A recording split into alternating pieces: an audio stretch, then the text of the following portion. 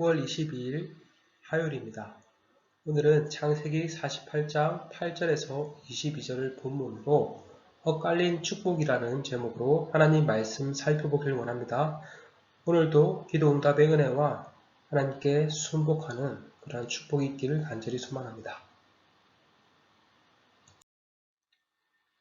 오늘 본문은 창세기 48장 8절에서 22절인데 12절부터 20절만 읽겠습니다.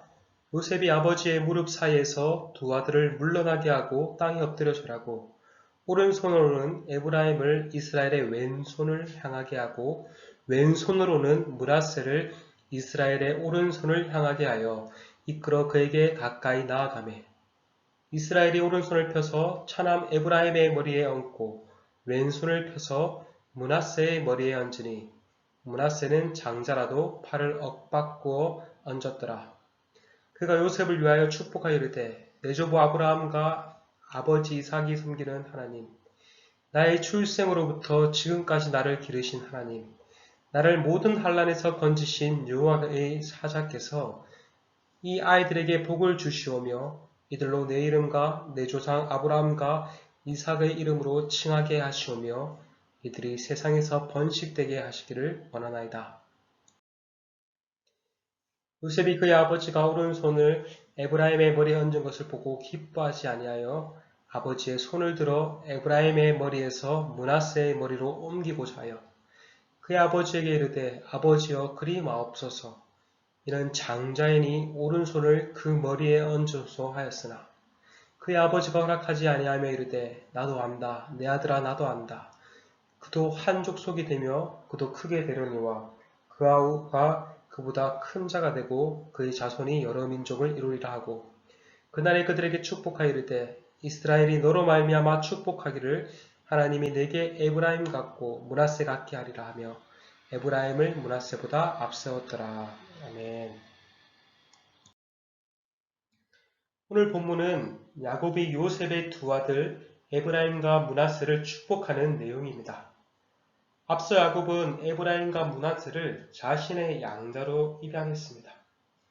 이제는 그들을 축복함으로써 이스라엘 12지파의 일원으로 인정합니다.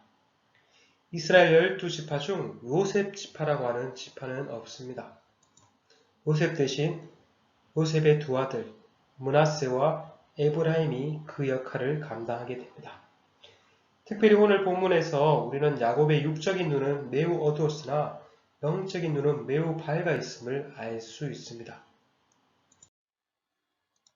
10절을 보니 이스라엘의 눈이 나이로 말미암아 어두워서 보지 못하였다라고 말합니다. 그러나 요셉의 두 아들을 축복하는 야곱의 모습을 통해 우리는 그의 영안이 매우 밝아 있음을 알 수 있습니다. 그의 육신의 눈은 어두워 닫혀 있으나 그의 영적인 눈은 활짝 열려 있었던 것입니다.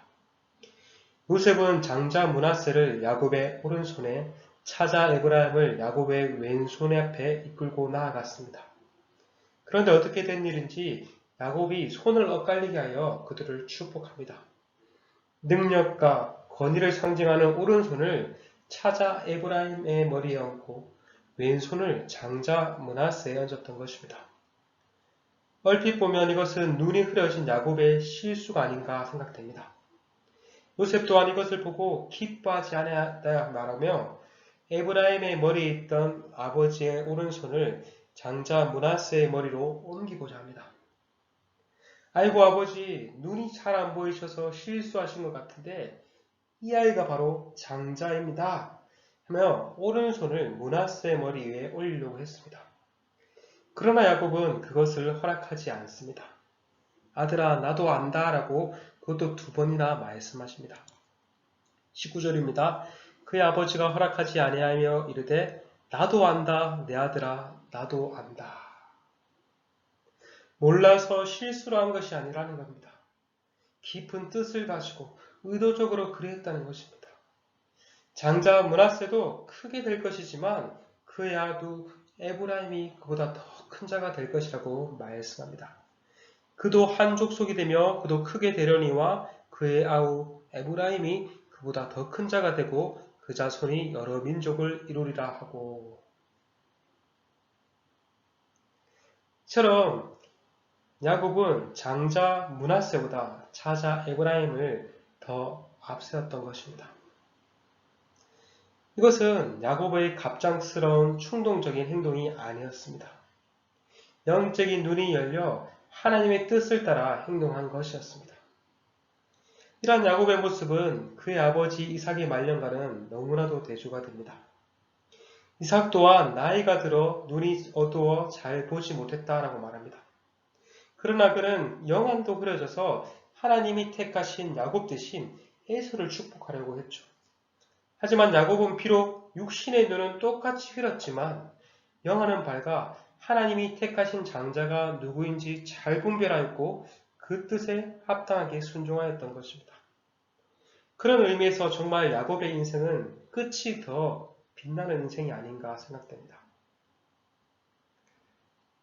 다른 사람을 속이고 자신의 욕심을 추구했던 정말 보잘것없던 그 인생을 하나님께서 단련시키시고 다듬으셔서 말년에는 최고로 성화된 모습으로 만들어 가심을 우리는 살펴볼 수 있습니다. 세상은 태어난 순서에 따라 서열을 매깁니다. 한 번 장남은 영원한 장남이죠. 그러나 하나님의 방식은 그렇지 않습니다. 하나님은 자신의 자유로운 결정을 따라 사람을 선택하시기도 하고 버리시기도 하고 세우시기도 하고 폐하시기도 하십니다. 하나님은 먼저 된 자를 나중되게 하시기도 하고 나중된 자를 먼저 되기도 하십니다. 전적인 자유로운 결정을 따라 그렇게 행하시는 것입니다. 우리의 구원에 있어서도 마찬가지입니다. 우리가 하나님의 자녀로 택함받고 구원을 받게 된 것 또한 전적인 하나님의 자유로운 결정에 따라 된 것입니다. 우리가 하나님 보시기에 어떤 선한 것이 있어서 구원받기에 합당한 어떤 공로가 있어서 우리를 구원하신 것이 아닙니다. 그저 창세전에 우리를 택하시기로 작정하시고 하나님의 때에 그리스도를 보내주시고 성령을 보내주심으로 우리를 구원하신 것입니다. 우리를 택하시고 구원해 주심은 전적인 하나님의 은혜요, 하나님의 선물인 것이죠. 우리는 이 사실을 깊이 묵상하고 생각할 때 하나님께 감사하지 않을 수 없고 찬양하지 않을 수 없는 것입니다. 여러분, 우리도 요셉과 같이 하나님의 뜻이 자신의 기대한 바와 다르다고 생각할 수 있습니다. 하나님께서 이렇게 해주시기를 기대했는데 전혀 다른 방향으로 흘러갈 때가 한두 번이지 아니지 않습니까? 특별히 우리 교회만 두고 봐도 하나님께서 교회의 모임과 장소의 문제를 빨리 원만하게 해결해 주시면 좋을 텐데 현실은 그렇지 않습니다. 함께 모였다가도 다시 또 위축되어 있는 모습을 살펴봅니다. 또한 코로나 사태가 빨리 종식되어 마음껏 하나님께 예배하고 교제하면 좋을 텐데 그것 또한 더딘 것만 같아 보입니다. 이처럼 현실은 전혀 우리가 기대한 바대로 흘러가지 않을 수 있습니다. 그러나 분명한 사실은 가장 지혜로우신 하나님께서 가장 선하게 일하신다는 사실입니다. 우리는 그것을 기억하며 늘 하나님의 뜻과 계획을 물으며 나아가야 합니다. 기도란 내 뜻을 하나님께 간철시키는 것이 아닙니다. 기도란 하나님의 뜻에 내 뜻을 딱 맞추는 것입니다. 내 생각과 계획을 내려놓고 하나님의 생각과 계획에 조율하는 것입니다. 여러분, 앞날에 대해서 아무런 계획을 세우지 말라는 말이 아닙니다. 계획을 세우십시오. 누구 안에서요? 주님의 뜻 안에서. 바라기는 오늘 하루도 하나님의 뜻을 물으며 하나님의 뜻에 우리 자신을 복종하고 하나님의 뜻에 합당한 삶을 살아가는 저와 여러분이 되시길 간절히 소망합니다. 주기도문 드리심으로 마치겠습니다. 하늘에 계신 우리 아버지여, 이름이 거룩히 여김을 받으시오며 나라가 임하시오며 뜻이 하늘에서 이루어진 것 같이 땅에서도 이루어지리다.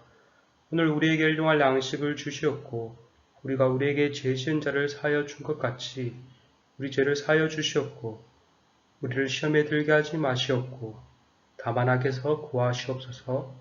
나라와 권세와 영광이 아버지께 영원히 있사옵나이다. 아멘.